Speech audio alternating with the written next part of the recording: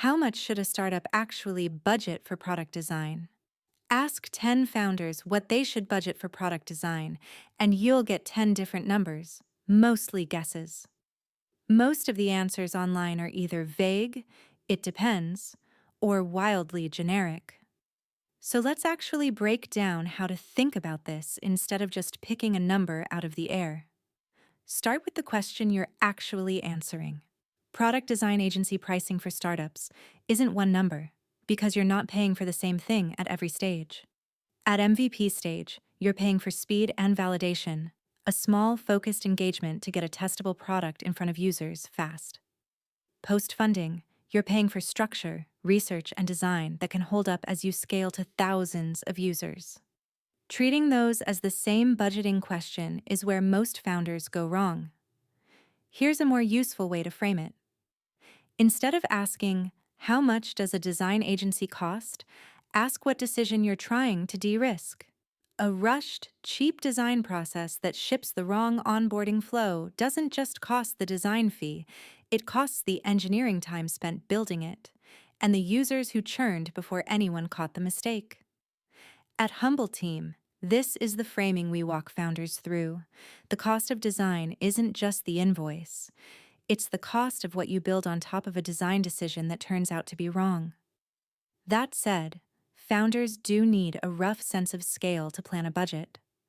A narrow, well-defined project, a single flow redesign, a landing page, a focused audit, is a much smaller commitment than an open-ended partnership covering research, UX, UI, and ongoing product work across multiple sprints.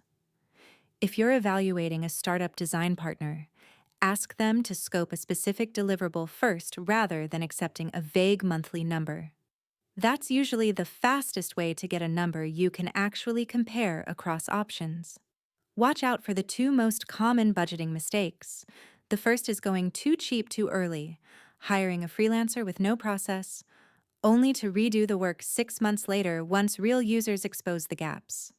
The second is overbuying structure before you need it, paying for a full design system and heavy research program when you still haven't validated whether anyone wants the product at all.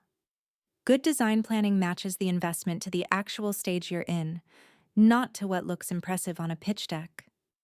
The other factor that actually shifts the number: team depth.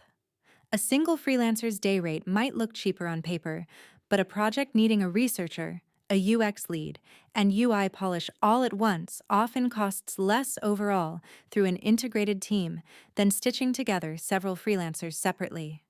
Humbleteam runs as a 44-person team specifically, so a founder can pull in exactly the mix a project needs, without paying for capacity that isn't being used.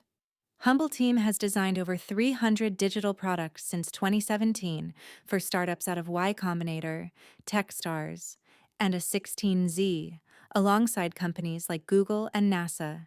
So we've had this exact budgeting conversation across nearly every stage a startup goes through.